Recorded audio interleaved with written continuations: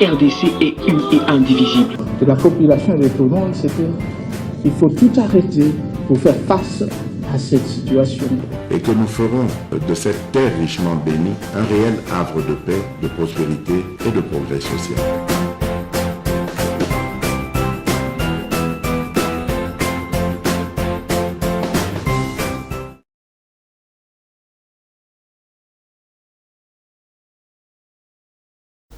Bon dimanche, merci. L'actualité nous oblige de vous servir. Tout tourne à dimanche, mais on a levé l'option aujourd'hui dimanche. Tout tourner les binons émission parce que l'actualité est obligée. Bisso, Toya et Paina binon. Boula de lobby vraiment, qu'est-ce que c'est? Nini les kaki namboka, est-ce que, voilà, MKB officiel, et de faire vivre bino encore l'actualité parce que Moussala toujours ça là. Sambino ezalina tina mokote bo benga kingai bo pesa kingai merci na moni ba message na bino pona musalo to faire vivre bino activité à lobby merci mais nous les faisons aussi grâce à vous c'est bino pe na ngambo na bino vous allez kopesa biso makas lorsque vous allez vous abonner et belé vous partager ba émission na biso vous aussi nga pe bato moso ba s'abonner beaucoup pesa biso makasi pote net lelo dimanche toza tongo tongo avant to ngende kokuma melankolo nzambe mais to salela bino musala oyo ndenge elongo bani yo pe kende di makende lo sam sima ya oyo kende lo sa olinga solo sam omeka lo toko okomeka ambiance okomi kiliske okomi sud africain nzambe oyo azwayo musika obosana lelo eza mokolo kotonda nzambe topesi merci na bande nyonso bazolanda biso na commune ya Kalamu na Bandalungwa na Selembao na Terre Jaune bozolanda biso na Kanluka bozolanda biso na Kimbangu bozolanda biso na Ipen na Ozone en tout cas merci na bato bazolanda biso na commune ya Kishasa bato bazolanda biso na Barumbu en tout cas vous nous suivez des partout merci de continuer encore à partager nos émissions, à live, à commenter. Donc, nous tous sommes à Moussala, Oyo, pour être binomoko, place Bozali, Bozala content, Boyeba que MK Buzz officiel, et les chaînes Nabino, toujours travailler en temps réel pour être Makambo, et Tambola, Ndenge, Bo Lingati. Alors, Bandoranga Tokobeta Masolo, ou Lelo, Lobby, Marche et Salamaki.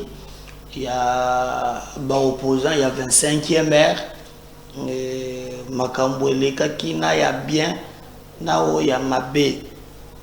Vous savez, lorsque Ezali Mabé, il faut condamner, lorsque Ezali Malamu, il faut vraiment féliciter. Alors, la politique de la victimisation, et Salamaki, tout le monde qui va opposant, il y a 25e maire, Nabadip.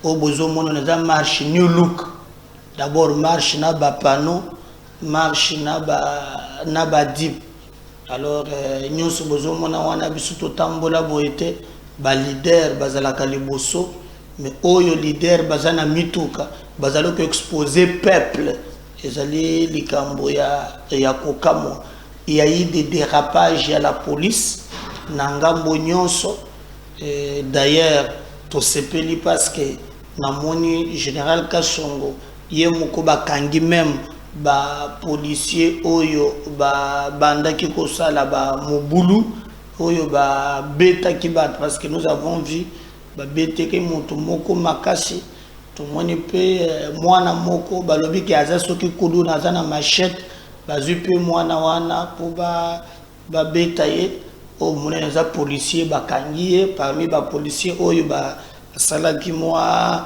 mbeba bokolanda ye na émission ya lelo mais en tout cas nous condamnons place babavir ezali mais ezaka côté ya ba civilité côté pe ya la police en tout cas ba sibir pe bato na bango baza blessé bato baza makambo mwa mingi tout ça ezali likambo oyo ezali ko kamwisa ko pesa bato motema pasi alors biso toko beta masolo wana mokolo ya lelo mais aussi toko tale sabino comportement ya bactère politique bokoyoka par exemple dans cette émission boyoke Matata qui est devenu opposant à 25e ère a fingi ba congolais à lobby même du temps de Kabila makambo ezalakate donc du temps de Kabila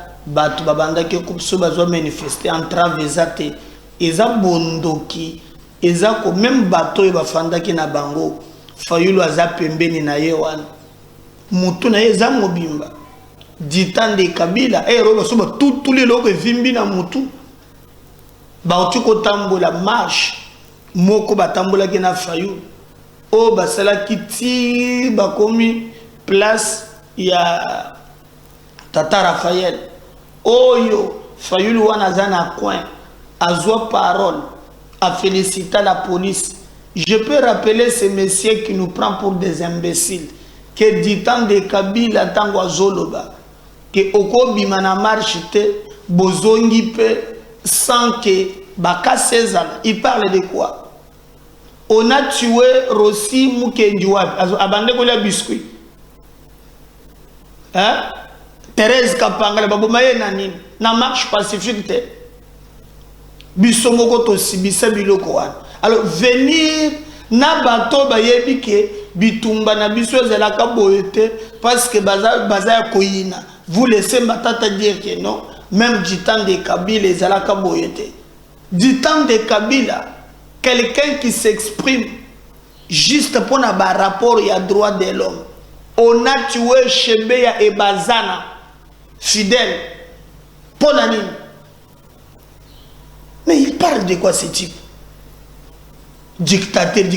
Même quand Tomiwa Naza Pembe Tango Salaka gouverneur, mais il y a des images oyo Tango Muyambo à côté en contradiction. Oh balanda tinendok baké copier. Et ça makambu ya kokoma makambu nazoka et même Fayulu pour mon to côté le makambu na eza Fayulu. Même Fayulu a conduit matin que Matata a comme un courage, il y a même du temps de Kabila, tout est là comme on a beau été somme. Et à ça, il marche, na dit un pas, deux pas. Akimi. Et ça, il y a somme, et ça, il y a kokam, opposant à 25e du temps de Kabila qui est de la marche. Ozonga ndenge ozaliwana lobby ya pays de mort bokolanda bilan par exemple ya la police bokolanda bilan wana lelo par exemple omoni à part quelques bateaux et bateau nyonso tout bachaka munoko bomonaki bango na komona safu na suka akeko tele ba émission maintenant c'est de s'attaquer au baluba tolo polele kota tambolele monanité kota tambolele monanité ezama wa mingi les certes mona lobaki mukeba yango minde bakangie balingi babwaki na jibole bitete aza député bogende bobwaka ye na mutoka mu il a été relâché kaka lobiwana mais quand les gens pensent que non ou même du temps de Kabila Zelaka Boite, Matata, il faut respecter mémoire Yabaeba Koufa Pona Yetumba Oyo. Il ne faut pas Koyoko Sakanana Biso parce que Bato Yozana Bango, Bazana besoin. Il y a nos tambolite. Zoa maintenant, élection dans quelques jours pour Ndenge Zawana, au sein de son opposition, il y a 5 ans Moussous. Tu vas bien voir Mickey Bokangalo zone angowan et zo c'est la kanamingite. Amérique tombe ko to siliki. Akamwa zoloba na yeba kitega zela kaya boy. Yeba kitega zela kaya boy. Omanya ngongo lokola ni. Bo sakana na batute. Bokumana nazo na bombi émission ngoko na deuxième émission. Na sala uniquement bokumana ngazo pakatamba na bombi ni exclusivité na deuxième émission. Zogi mo la mère mogo boye beaucoup de makambo. Et pour le moment général Kasongo azopesa biso bilan pour na yoki manipulation ça trop hein bato ba komi ko pesa ba chiffre ya lukuta Kasongo azopesa biso bilan ya journée ya lobi mobimba nini elekaki lobi kobanda tongo ti mokolo marche esili ya ezalaki na démarche mais en entre-temps Gentini pe a organisaki eloko na ye pe na Tchango. On dirait parti na ye pe ACP ezalaki pe na terrain wana ya Massina. Alors nous devons vraiment tirer beaucoup d'attention pour ne pas tomber na ba piège ya ba biloko oyo batu bazomi kosana kosana. Donc regardez vraiment que batu bazali na intention ya mabe. Maintenant le bilan oya solo motozope sango biso ezali la police. Alors général Kasongo azali ko pesa biso bilan nini elekaki lobby kobanda tongo côté ya ba civil côté ya population na côté ya ba policier parce que batu bazolo bela kaka pour population c'est comme si des policiers baza batouté. On suit ça, on va revenir juste après. La Ligue des jeunes est autorisée. La décision de l'autorité urbaine, le gouverneur, qui avait autorisé la marche de l'opposition, en commençant par Sakombi, en passant par Benseke, et puis Kassavou jusqu'à IMK.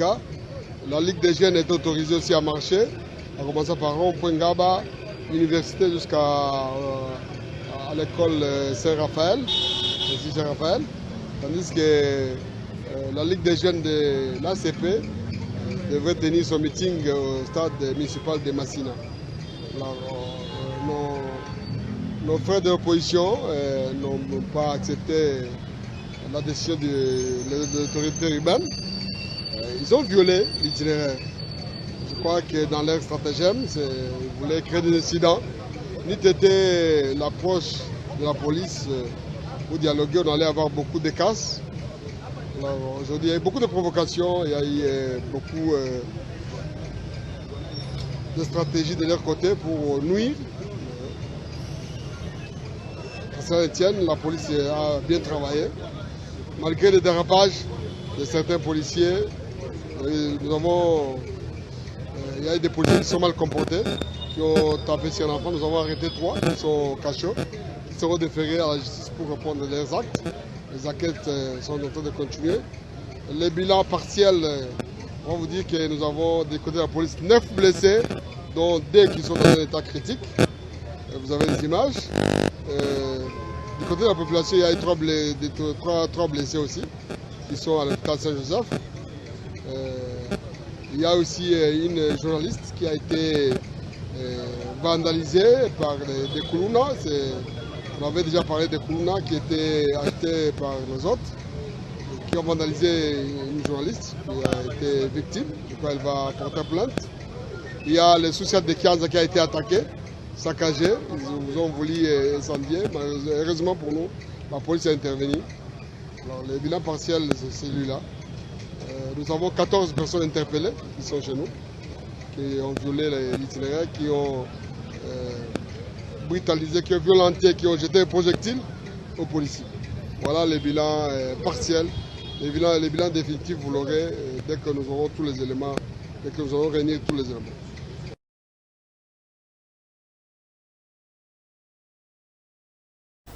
Wana boyoke ezali général Kasongo azopesa vraiment bilan boyoki ndenge nini ba policier bazali ya kozoka parce que quand on parle aussi hein batu bazoki donc on dirait to mona ba policier on dirait ba ngulu hein donc provocation ezalaki makasi bino moko boyoki ndenge nini makambo elekaki mais je veux vous laisser suivre d'abord Matata Mponyo boyoka ce qu'il a dit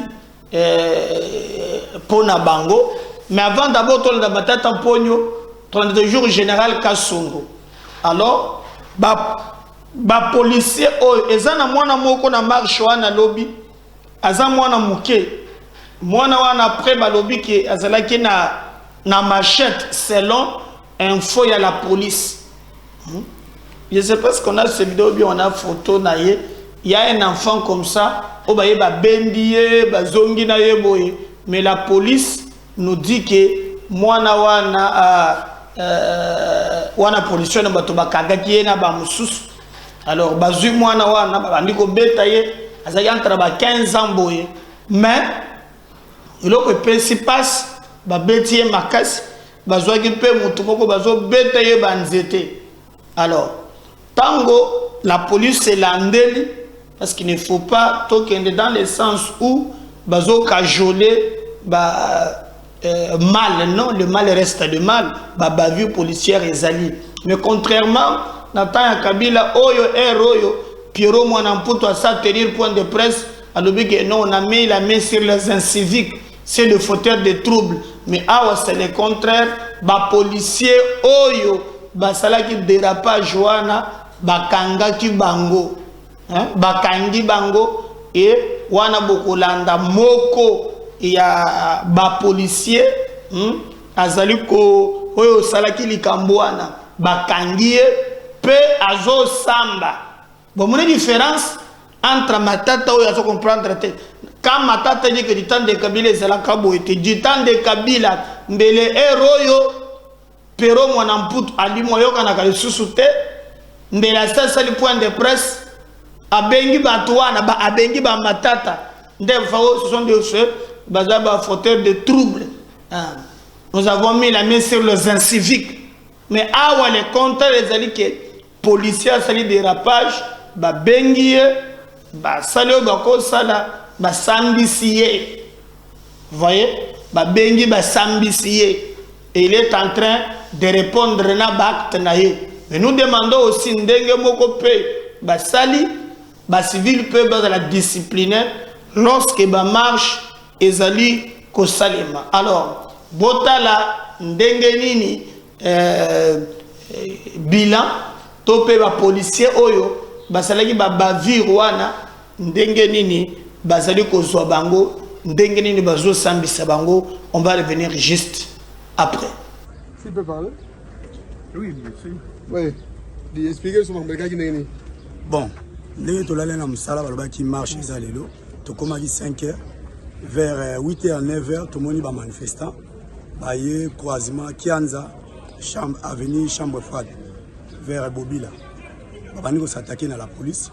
Tous avez ça va répéter na résidence à Frigo. Tout le monde vraiment manifestant, bazali na ba mineurs rebellés. Bazo beta mabanga, ne ba policiers tozozoka. Ne to koti sur avenue Masimanimba, Kianza Masimanimba. Tout le monde groupe ya batuna bana wana. Ne la police le bakanyi mwana wana. Bazali koyana tellement azali mwana mukie ba parane pe babima za mwana ya quelque part wana nde ba remitaki na ba parana ya pourquoi on betaki casque na mwana ki mo policier mo beti casque na mutu a beti boy musu a fente a beti musu a beti double mwana 12 ans okaki ko simeka na loboko même soki azaki ko ta mabanga wana yebi ka ba policier tellement bazali ba kanda wana azali obeta casque azali pe blessé peut-être le kanda wana ndi amona ki mwana na yamba azali obeta policier faut la maîtrise tellement zokaki pe makasi ba policier tellement zokaki na kanda wana azali émotionné peut-être yango a réagi ça qui bon bon c'est quoi vidéo monsieur Zali bozo beta mutu bozo nzete pena bo beta kwa nyoka.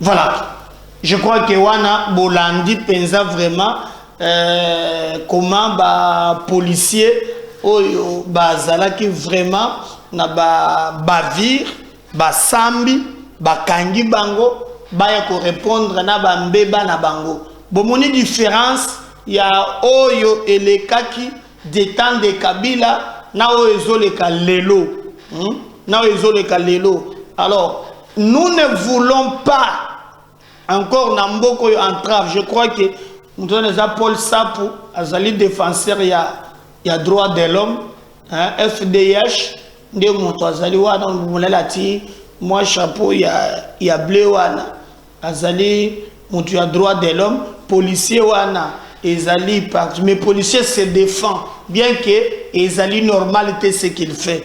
Moni oyo bango basalaki eza normal mwana wana ke sécurité oyo basalaki bakokaki kokanga ya za mineur baloki baboti na ye tout ça balandeli ya lobi ba policier oyo babandaki ko beta bato parce que policier ba mimonaki ke bazokaki hein ya des policiers bazokaki nde na kozoka wana epesi bango kanda pote baya baloka ndenge nini bakoki ekosala Paul Sapio wana côté général Kasongo omoni alors ba policier ba lui ba kozoka voilà mwana wana yewana voilà wana mwana bozo mwana donc bien que c'est pas permis faut enlever ça je crois que bozo mwana ndenge nini bazali kosala na mwana ezali malamu te alors tokokeko kanake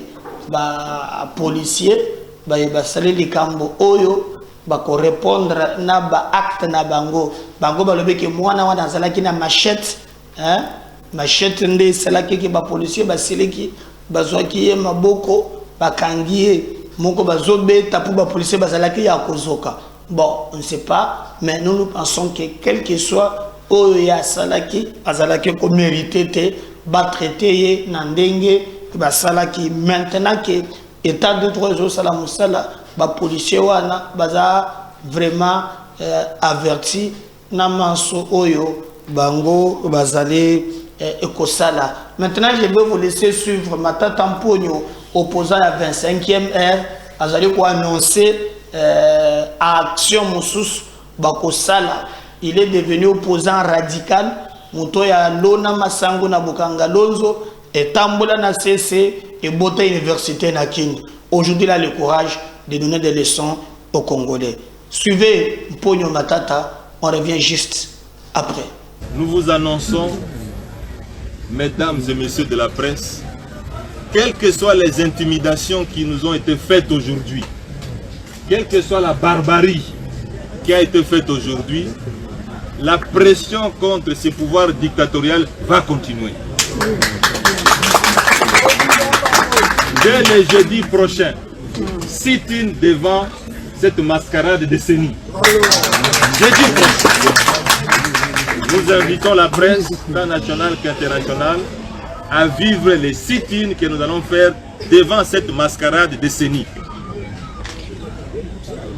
Ce n'est plus une commission électorale indépendante, c'est une structure privée du pouvoir pour préparer la victoire d'une certaine catégorie de gens qui malheureusement est dévouée et dénoncée par la population.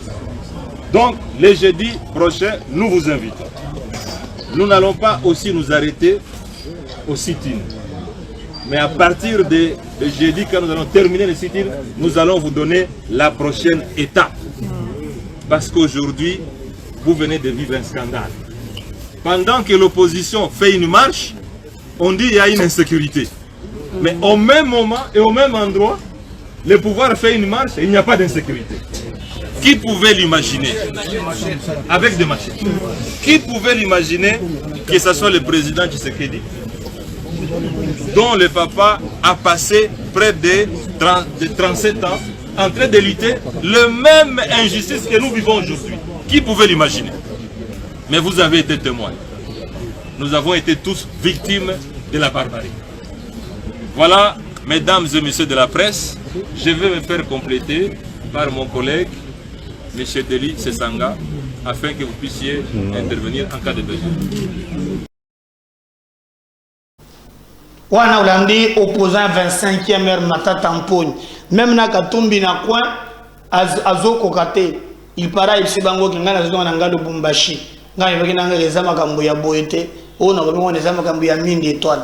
Donc d'abord, mais basalaki ba interview o ba lobby ba s'attaquer na avant na télébino exclusivité moko ya koma ba policier ba encadrer ki bango mitogeza kaka na ba nini ezaka kana ba dip bon ou bien on peut voir ça après tout là d'abord oyo botala koma bayaki ba dip ebele balinga ki ba zoa itinéraire musus. Le problème c'est à côté il y a itinéraire. Je crois que il y a un policier même tokolakisa bino vidéo moko ya zolobaki problème ya discorde na bango ezalaki itinéraire bapesi bango baboyi bazui itinéraire mosusu omoni là où c'est pas de les problèmes yango wana itinéraire bapesi bango baboyi bango balingi bazwa itinéraire mosusu c'est ainsi que la police empêchaki bango pour te bazwa itinéraire wana mais ezalaki toujours pembeni ya badip bokomona yango botala par exemple oyo ndenge ezalelaki nous allons revenir juste après.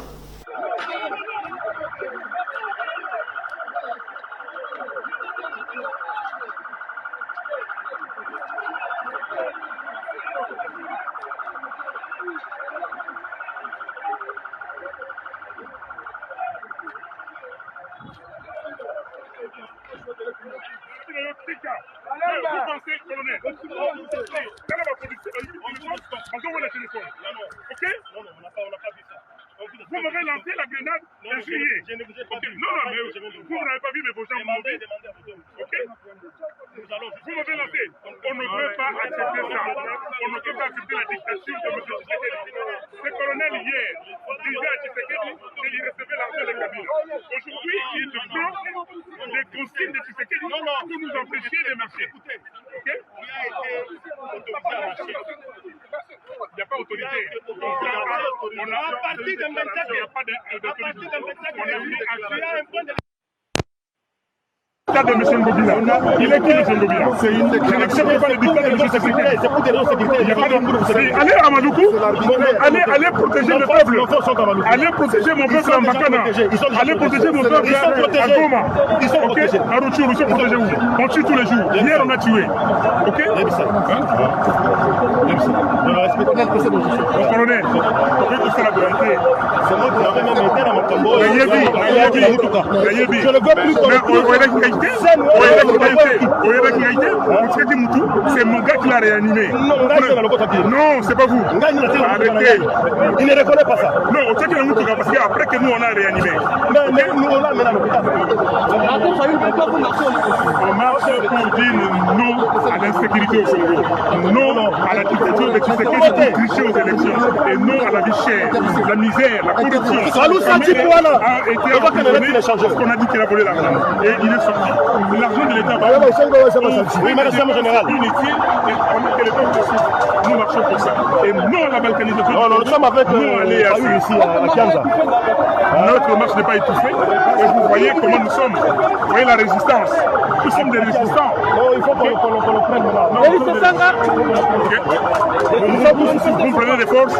Nous marchons contre la dictature. Nous marchons contre.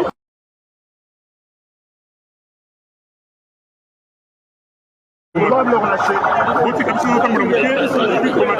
Non, non, on doit le relâcher. On prend mes sécatures.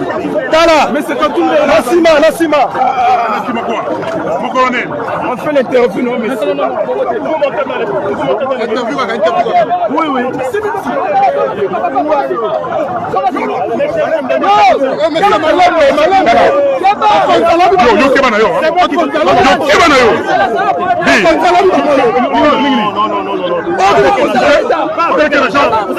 Moi je suis l'autorité.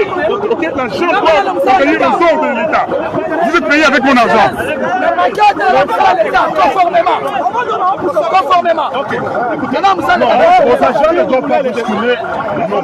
Non, ils ne doivent pas bousculer notre garde. Il est là, il touche pas au gars. Vous montez, vous savez. Tu t'appelles colonel, la mission pas nos gars. Tu t'appelles colonel, tout y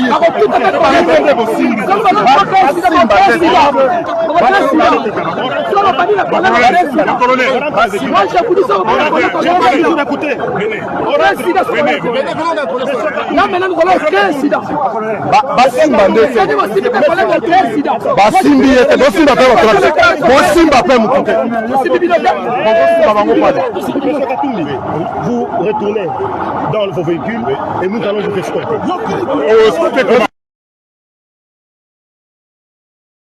Mettre la police du pays, c'est utiliser le peuple. Non, n'utilise pas. Vous avez déjà utilisé. Vous m'avez déjà largué une gaz. Ok, un gaz. Vous avez largué. Non, mon colonel. Préparez-moi une équipe de charge. Non. Préparez-moi une équipe. Non, ça va pas marcher comme ça, mon colonel. Non, bon, yo, chargé. Essayez le côté. Créer, papa. Créer. Maillé le nom ya mouté. On a tous ce côté à l'État. Foutu on a mbongo et on a foutu pas.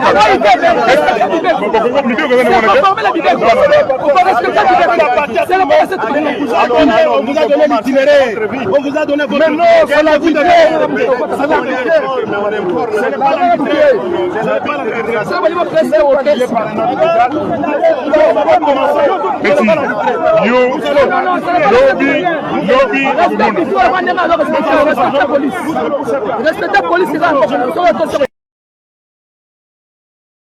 Il a dit à Félix la même chose qu'il nous dit aujourd'hui. Non, c'est mon colonel. Yo, mon colonel. Mon colonel. Mon colonel.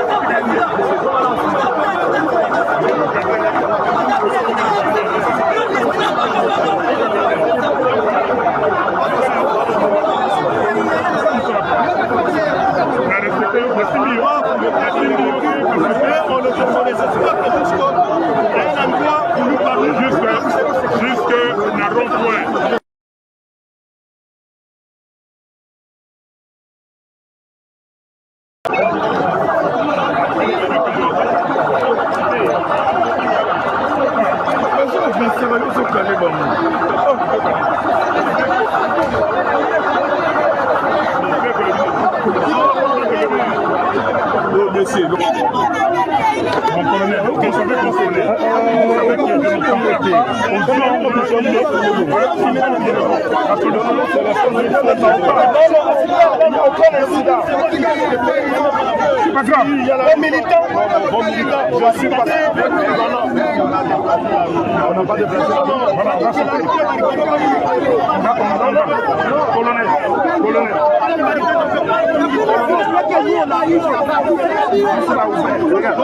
Je viens de passer.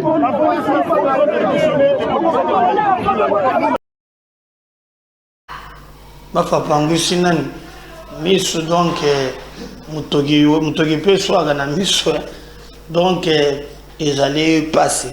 Quel est le problème bazo soane la wana bango bazo linga baboya itinéraire oyo gouverneur a autorisé bango. Vous voyez, baboya itinéraire oyo gouverneur a autorisé yango. Bango balingi bazo itinéraire baya sukoyo oyo koto bato IDPS babandaki kotambola.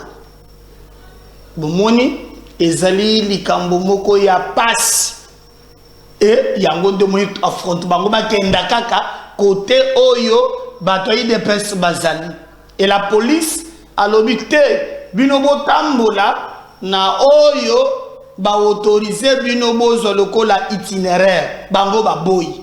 D'ailleurs vous allez suivre na ebandeli même temps que babandi policier moko azali d'ailleurs kopesa bango azoloba azo expliquer à lobby bozo nzela obo respecter itinéraire bango bazalaki kolanda te tolande la police et nous allons revenir juste pour nakoyo qu'après tolanda interview na bango oyo moko na moko ba salaki pour nako télémela makambo de kakilo. Ensuite ça veut dire ce que la police avait dit, on va revenir juste après.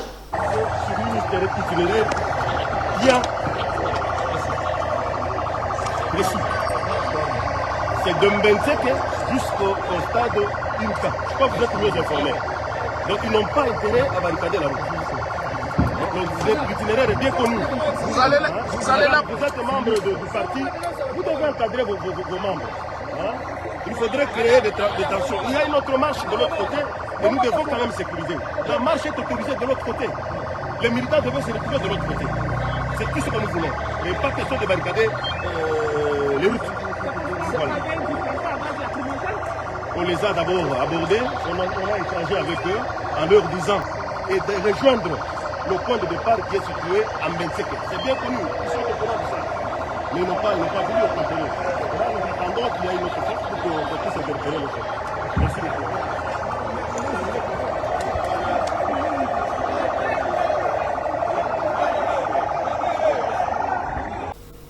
Mais on a bolandi quand même les itinéraires, mais Dieu nous a sensibilisés.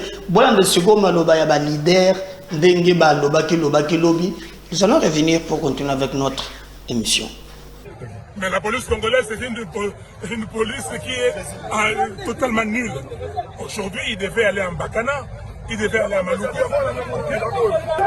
Il n'y a plus de police, est-ce que c'est ça la police?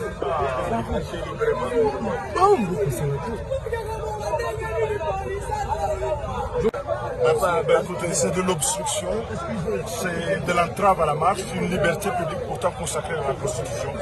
Nous sommes en plein dans la dictature, c'est de la répression. Nous voulons poursuivre parce que c'est un droit. Mais la police veut nous en empêcher.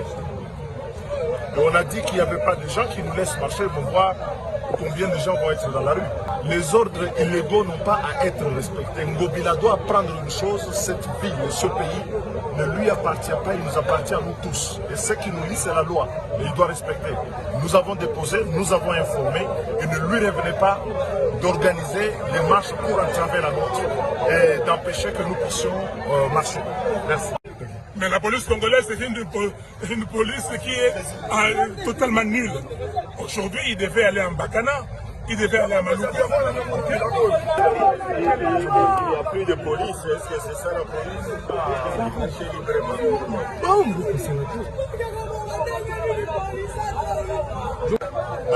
Écoutez, c'est de l'obstruction, c'est de l'entrave à la marche, une liberté publique pourtant consacrée à la Constitution. Nous sommes en plein dans la dictature, c'est de la répression. Nous voulons poursuivre parce que c'est un droit. Mais la police veut nous en empêcher. Et on a dit qu'il n'y avait pas de gens qui nous laissent marcher pour voir combien de gens vont être dans la rue. Les ordres illégaux n'ont pas à être respectés. Ngobila doit apprendre une chose, cette ville, ce pays ne lui appartient pas, il nous appartient à nous tous. Et ce qui nous lie, c'est la loi. Et il doit respecter. Nous avons déposé, nous avons informé, et ne lui revenait pas d'organiser les marches pour entraver la nôtre et d'empêcher que nous puissions marcher. Merci. Voilà, na bateau bazalaki interpellé lobby, je crois que Bomoni Ezali et Mike Mukebai, député provincial et à Lingwala, alors Kangakie, mais Azaki relâché kaka lobby wana, donc Aoumela qui n'a été Simayako Kangaye, Batika qui mais Botala Ndenge Baswa qui est, Nandenge Bakeko Tchaye, Namutu Kakuna, et après Azalaki relâché. On suit ça, on revient juste après.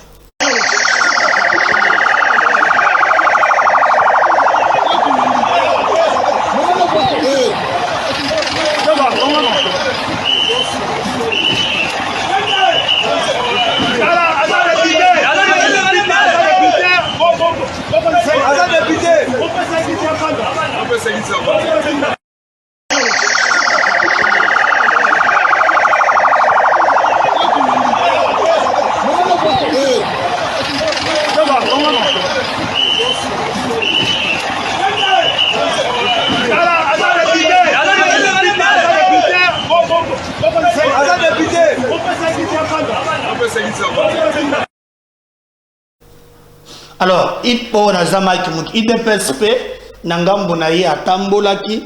Regardez, Nini Lekaki, na marche à IDPS. Nous allons revenir juste après.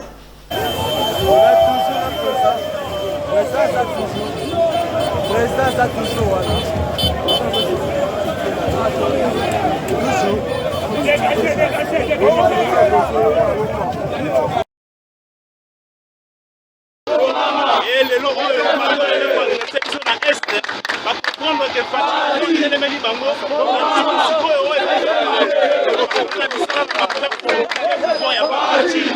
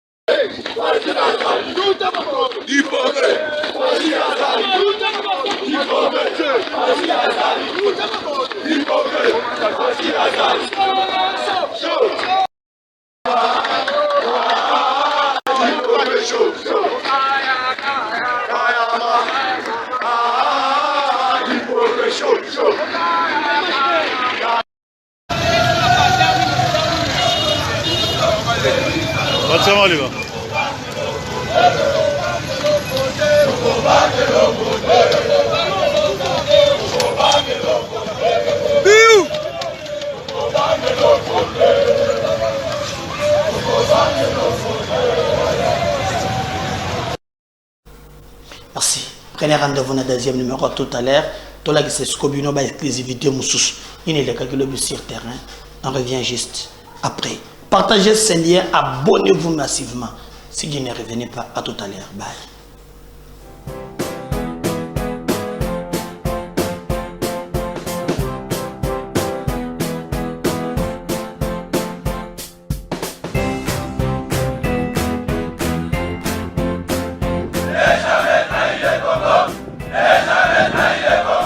La RDC est une et indivisible. De la population et de tout le monde, c'était qu'il faut tout arrêter pour faire face à cette situation. Et que nous ferons de cette terre richement bénie un réel havre de paix, de prospérité et de progrès social.